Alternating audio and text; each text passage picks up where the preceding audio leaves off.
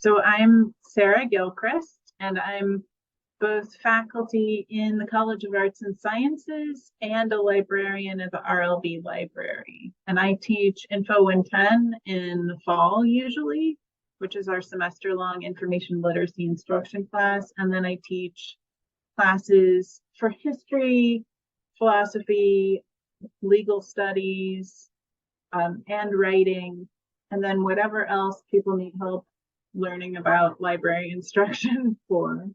So we teach here and there. Sometimes, like I teach 6 classes for the History 295 section, which is a really deep research methods class, but then I might only show up once or do research consultations for somebody else.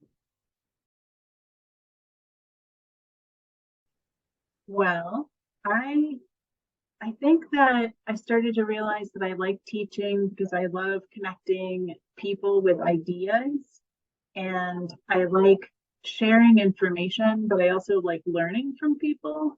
So I think one of the most exciting parts of teaching is when you can kind of start to see the gears going and things clicking together. And that happens for me as a teacher and hopefully also for my students. So that's why I keep doing what I'm doing. I love having conversations about topics. I think teaching is just as much about talking and as it is about listening and just getting new perspectives on things. Yeah. So librarians get to do a little bit of everything. And that's part of the reason why I really like librarianship is that people have a stereotype of us like hiding in a back room, just reading books all day. But a lot of what we do is working with other people. So teaching at the University of Baltimore, we get to teach a semester long class, which is really exciting. But also we do the traditional stuff. When somebody has a question about research and they come in to ask us that question, then we get to help them. And that's kind of an instructional moment too, because we're sharing techniques, we're sharing ideas, we're listening to what it is that they're trying to find. So we do a little bit of that. We also do all the fun things like committee work or publications, or we're presenting at a conference in a couple of weeks. So we're sharing some information about how librarians develop their research and instruction identities. Actually, Mike Keel is in that group with me too. So we have a lot of the stuff that faculty have with like scholarship and service and instruction, but then we also do some of the maintenance things like generating LibGuides, which are lists of resources. Those are also online instructional tools. Sometimes for asynchronous courses, we'll do flipped instruction where we record something and then the students get to watch it, and then I might get to meet with them afterward. We're doing that this semester where they get to sign up for a one-on-one, or actually it's a small group, and we get to go over what they learned from the recorded instruction.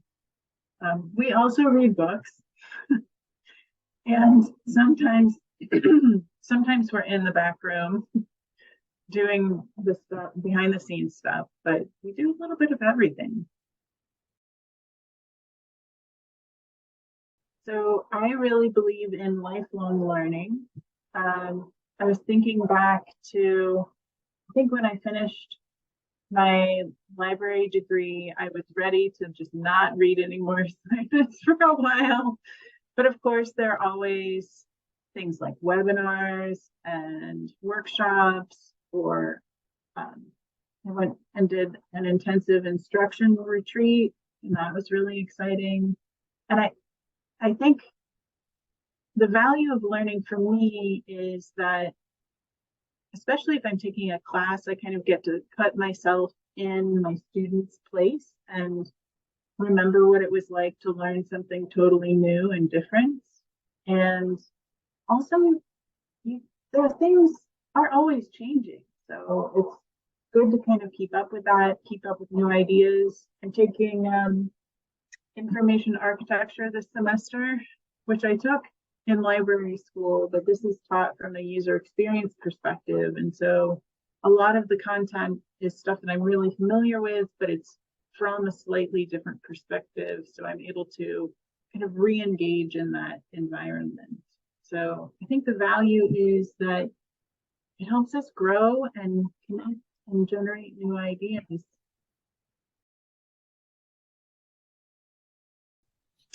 I was thinking about this, and one of the things that has really come out in my research and also just working in libraries is that I think that empathy and context are really important, and having empathy for each other and for our students and understanding the context in which people are coming to you with ideas for problems or solutions is really a good place to remember that nobody is stuck or defined by one moment in their lives, that we we all go through different things in our life.